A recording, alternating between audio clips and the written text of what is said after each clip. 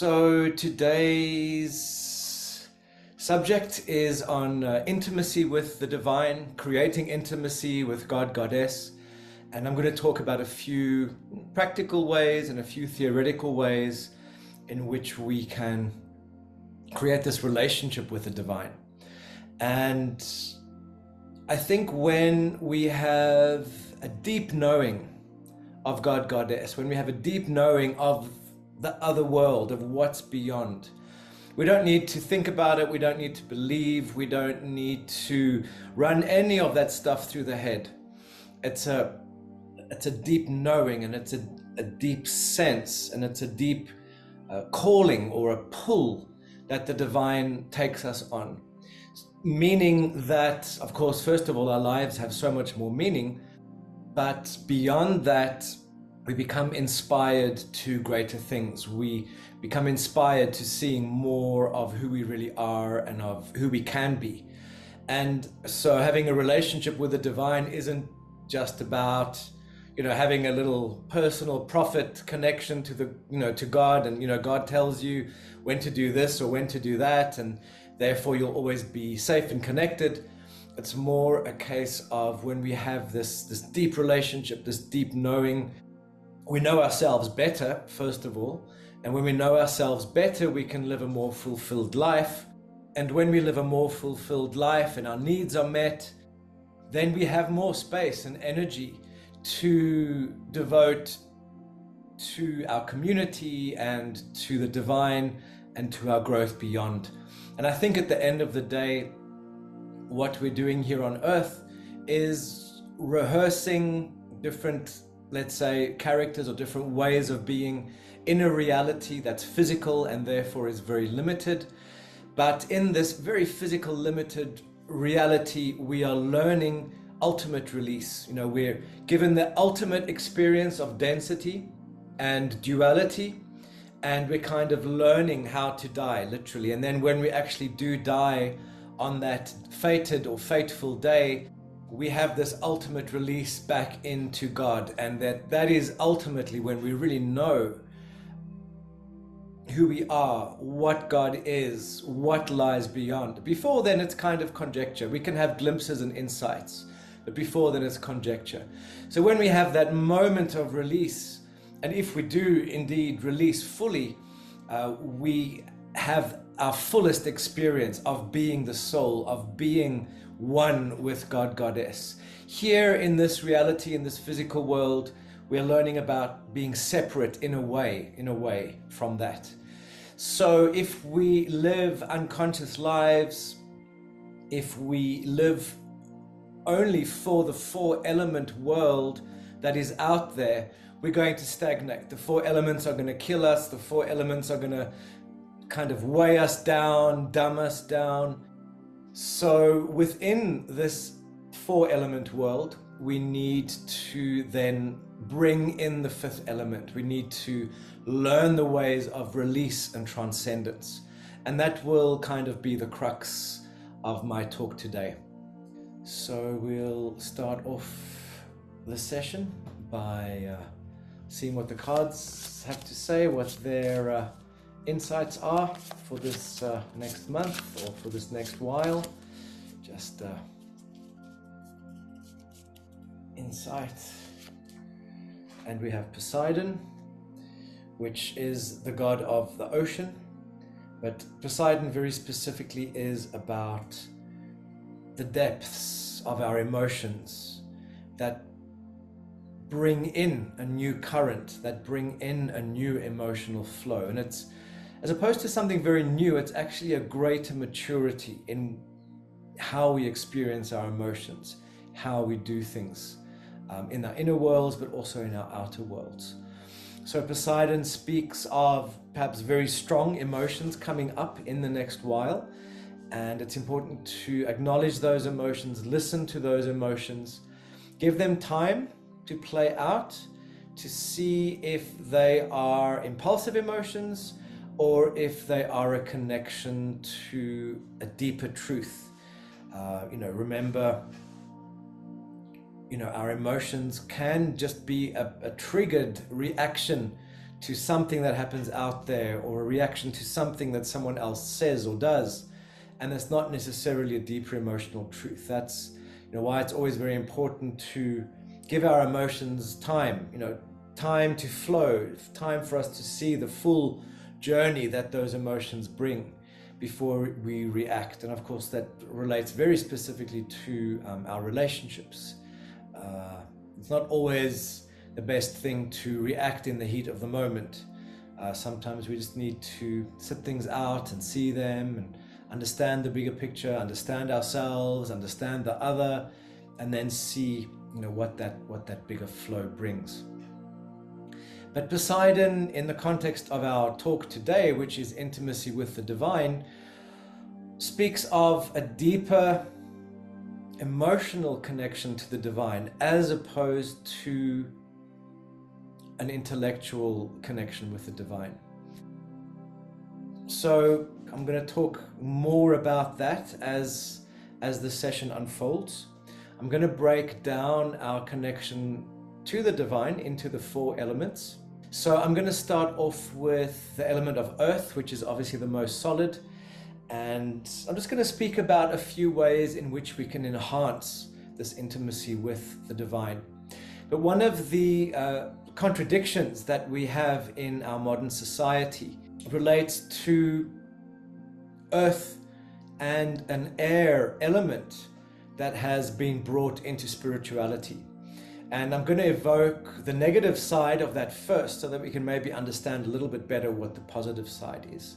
So that earth and that air aspect to our religion is the dogmas, the structures that have been created in order to kind of, let's say, encase God or encase the spiritual experience, instead of allowing us to have, let's say, a fully intimate connection with God, which would be a direct feeling, a direct knowing and experience of the presence of the divine, as opposed to something that's intellectual and that can only happen in a church or a temple, or that we kind of have to think ourselves into having that experience.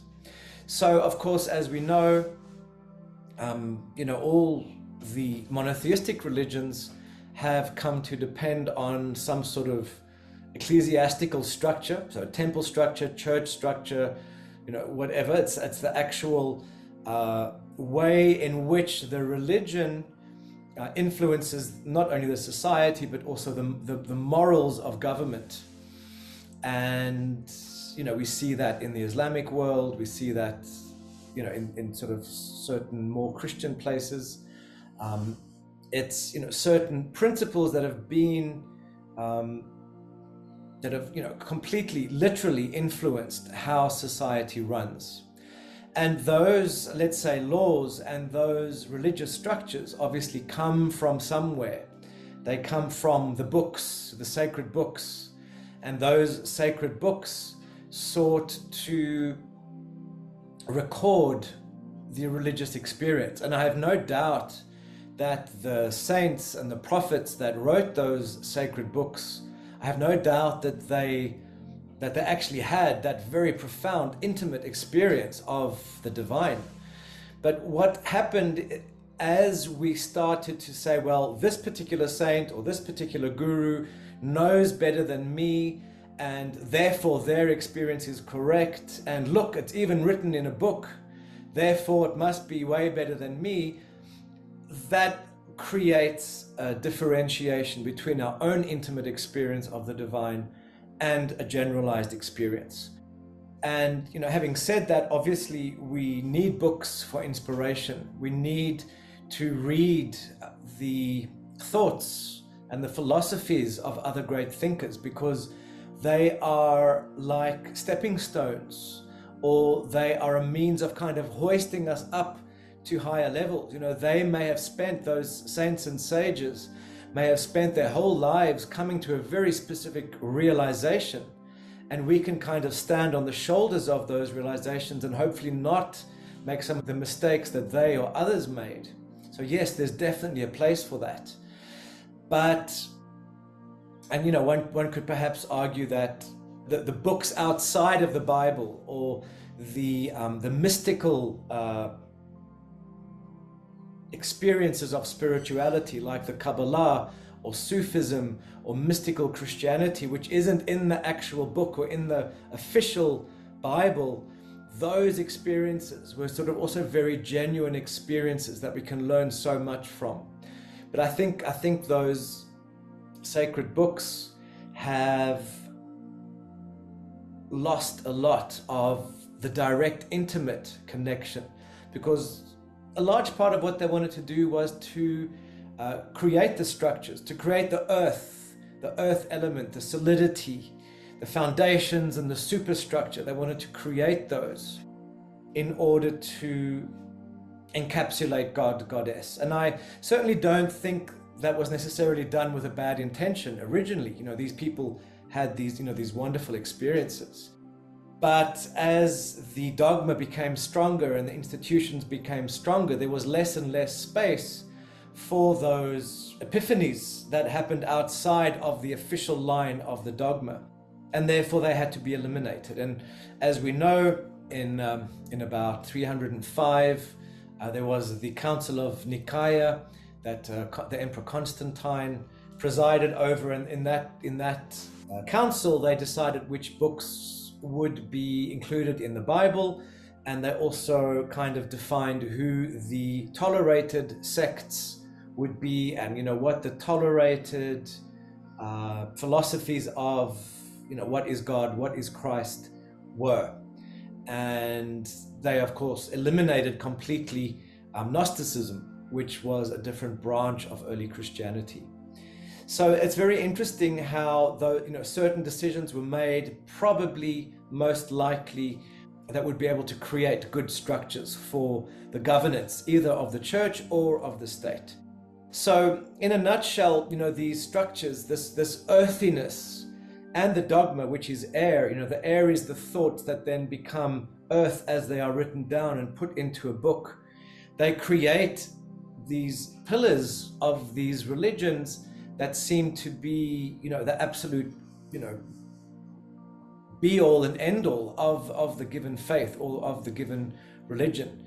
And because we all don't have that same experience, what happens in our own attempt to create an intimate experience with the divine is we kind of feel we don't match, or we don't live up to what some of those other saints and sages may have experienced. So we start to feel a distance.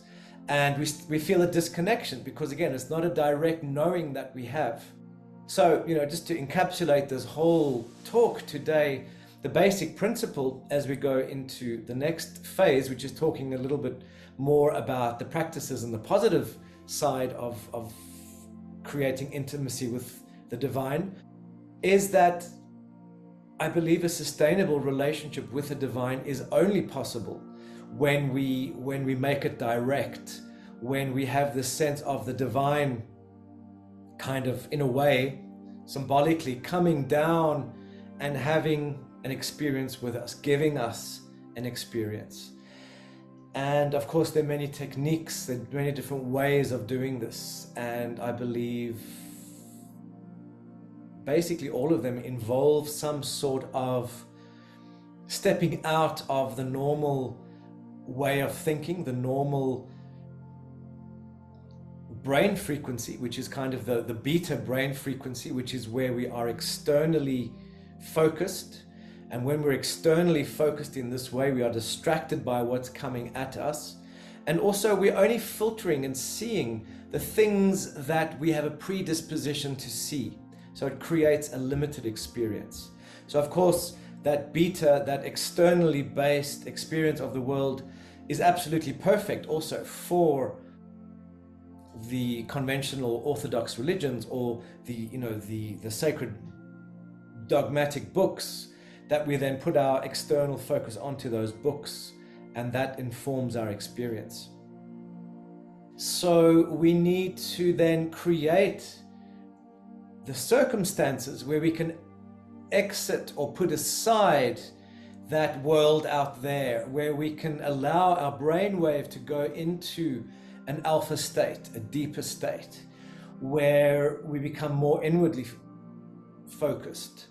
And usually the first step in that process is perhaps going into our emotions, where we kind of need to filter through and process some of the emotions of our day or of the week or of a particular period of our lives. And there might be certain things happening. We might have issues with work or with relationships that really color our everyday experience. So those are layers that might be quite hard to work through. And maybe some of our creation of that relationship with the divine will be finding the solutions to that next layer or that next phase, which is, it's a little bit of a transitional phase between what's happening out there and how we're relating to, especially on an emotional level, how we're relating to what's happening out there. When we can get beyond that, when we can resolve how we feel about the world out there, how we feel about ourselves in relationship to the world out there, then we can go into that next phase where we can kind of transcend the ego. All of that emotional stuff in that second layer is kind of still very much ego stuff, even though we're going into a deeper experience, into a more therapeutic and soothing and healing experience of it. It's still kind of ego based. We're still working on healing the ego. But then when we go to that next layer, that next phase, it's almost like, when we touch the divine, when we are intimate with the divine, often it comes in flashes. That could be an epiphany. It's, someone might say something that triggers you in a positive way, or you might see something, or sudden understanding comes in, and it was like, oh wow, now I get it. And that's kind of something that happens passively, happens to you in a way. It might be a dream, or it might be just in a given moment that you have this experience, a coincidence, a synchronicity that comes in and gives you this epiphany. But then, of course, there are the ways and the methods that we can create the circumstances to create greater transcendence, greater knowledge, greater spiritual connection. And yes, sometimes we have the epiphanies, and sometimes these things happen by the grace of God. They come at us when we need them. But I think also often we can cultivate the relationship. We can cultivate the circumstances to make that possible. And of course, that takes us to the next principle, which is that of having a spiritual practice. We need to have a spiritual practice to make space. But unfortunately, a spiritual practice isn't a guarantee that every time you do that, or if you practice it religiously every day, after 5 years you will have arrived and you will have an epiphany every day. I don't believe that's the case. I think everything is relative, of course, but certain days, certain experiences are going to be more mind-blowing and more, beautiful and uplifting, and others might quite frankly be difficult or tedious or really hard, and we have to kind of slog through them. But that's also how we learn. It's the different layers that we work through in order to get to a more intimate relationship with the divine. We've all got different layers of trauma, and some of those layers get in the way of us going deeper. So sometimes those layers need to come up so that we can heal them, and so we can get an even more intimate experience of the divine. So if we want to talk about some of these practices that we can do working with the elements, if we start off with the element of earth, that I see as the cultivating phase. That is where we cultivate the world around us in order to have almost like the physical, material space so that we can grow and so that we can really transcend.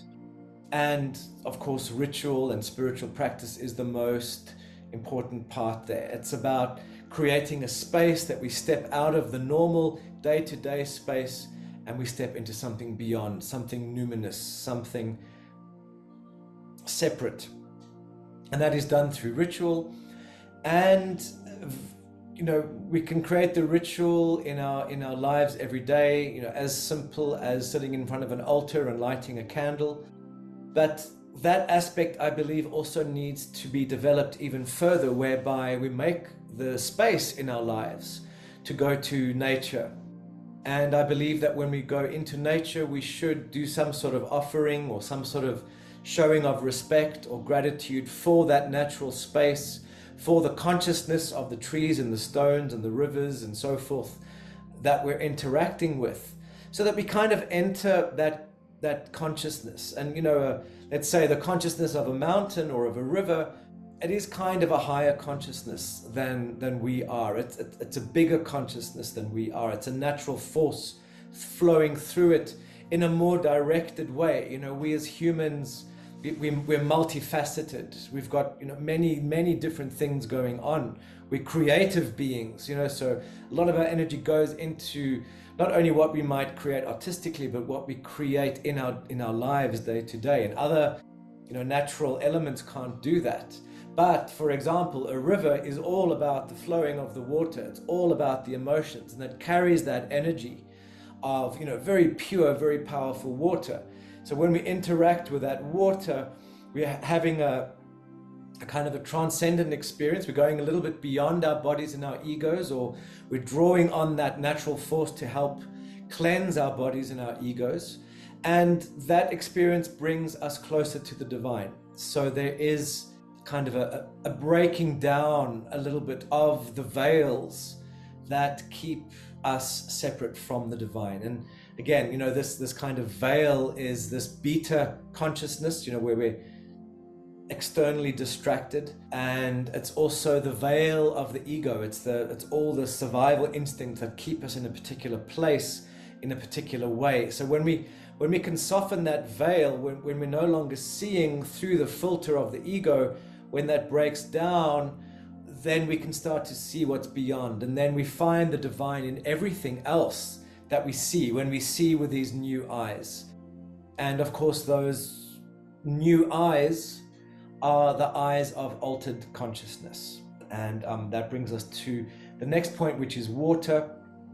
Water is really experiencing with the heart. It's experiencing devotion with an absolute love for what we do. And one of the most powerful ways to access that element of water in our devotion is through music or dance. So whether that's songs that you sing yourself, or whether that's special music that you listen to in a special way, in a special place, it really does also allow us to transcend our thoughts of the moment to enter into something else.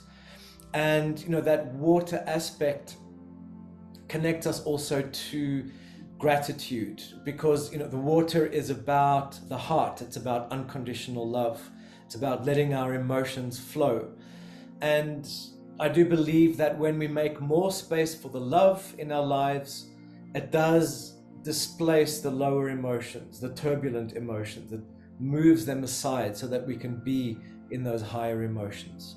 So it's really important to make that space, not only in our mind and not only in our rituals, but then also through other practices which relate to purification. So I believe from time to time we should really make the space to purify, be that through conscious bathing, or be that through smudging our space, cleaning out the space where we spend most of our time, smudging the home.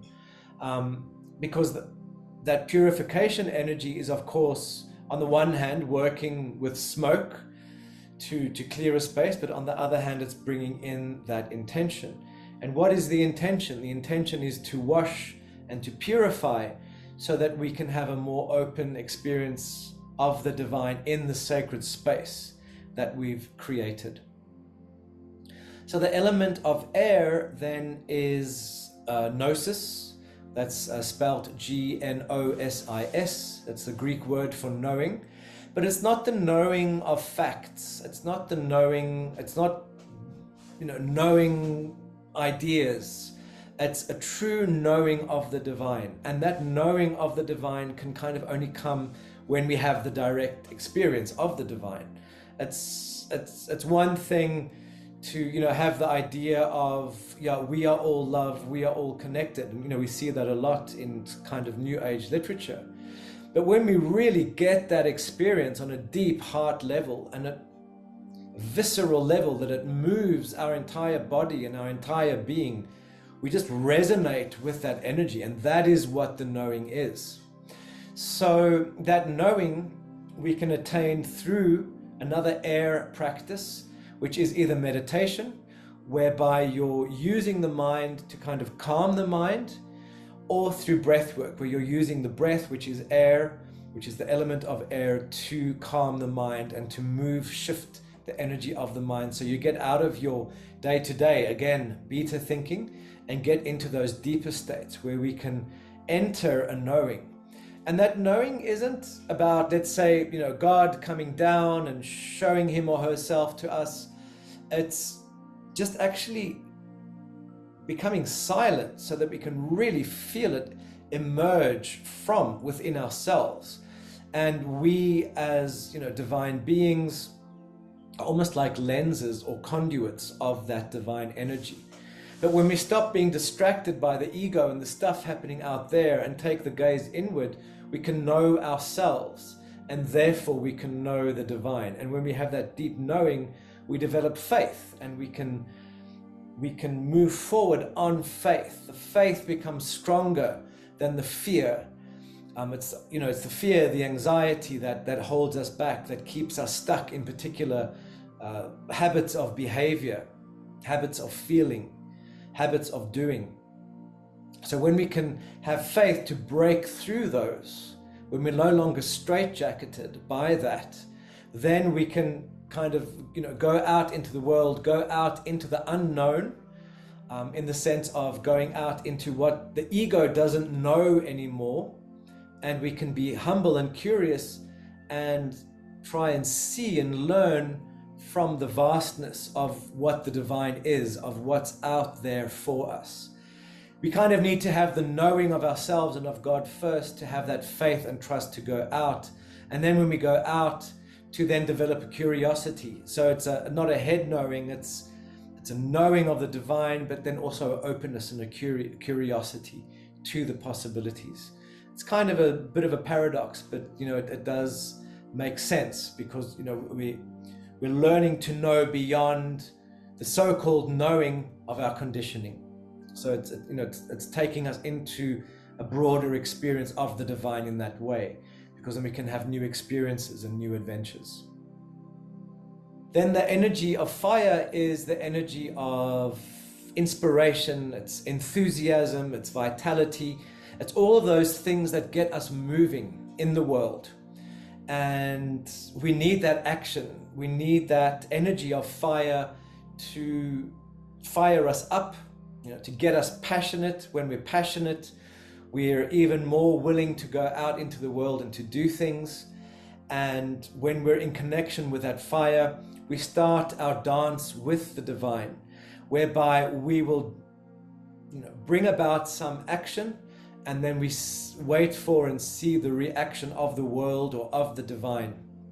And usually when we're in alignment with our true selves, there's a flow. And when there's a flow, that's a sign that doors are opening, or things are happening as the way they should. There's a flow towards something that is in alignment with our truth. And again, that's where the faith has to come in, the faith that we move forward according to our truth. And that element of fire then kind of goes into the fifth element. And as you may have noticed, we're going from earth, water, air, fire. It's from the most solid to the most volatile. From the element of fire, we go into the spiritual fire. And that is where we have the transcendent experience of the divine. So that is those true moments of epiphany. And again, we can't call epiphany whenever we want it, but we can create the conditions. So when we do deep work, deep trance work, deep ceremonial work, and we can really transcend the ego, and we can enter that state of the beyond, where we have visions, where we go beyond, really far beyond this physical body and this physical world, where we can gain this profound inspiration, that is where the greatest experience of the divine comes in. And yes, we can create the conditions by doing ceremonies, or creating the space in retreats or in other celebrations, but that comes kind of by the grace of God. It's kind of when we're ready, we get the lessons that we need. So we can still have these big experiences, and they can maybe be more geared towards the body or healing, or they could be more geared towards emotional healing. But then at other times, and even in those, we will feel that presence of the divine. But in our highest visionary states, and I'm sure many of you have had this, we have this absolute presence and direct experience of God, Goddess. And those, of course, are the most powerful, because those allow us to get a glimpse into something very beyond who we are. So on the one hand, that's the divine, but on the other hand, that's a higher vision, our highest potential that we carry. And then, of course, once we have these really powerful epiphanies and visions, they step down through those elements so that we can start to maybe do something about them in the world. They can inspire us with fire, with passion, so that we can think about things in new ways and imagine new things, so that we can, create the heart, the love, attraction for this new vision that we want to create, and that we can then manifest it into the physical material world. So stepping down. So, we kind of need to go through the elements from the densest upwards, go to that high place up there, have that incredible fusion with the divine, and then for that to be stepped back down into our world. And that, of course, that bringing it down from up there is what integration is. We're bringing the higher vision, we're stepping it down through the different layers or frequencies so that it can come into full manifestation. But those glimpses, those moments of connection with the divine might be very brief, but an extremely brief experience can actually change our lives forever. So yes, we need to study, we need to do the spiritual practices, but most importantly, we really need to be conscious about how we create the conditions so that we can have those epiphanies, how we can kind of sow the seeds for those epiphanies. Not every seed that we plant is going to grow, but of course, the chances of those seeds growing become bigger as we plant them, as we create the conditions, as we create the space.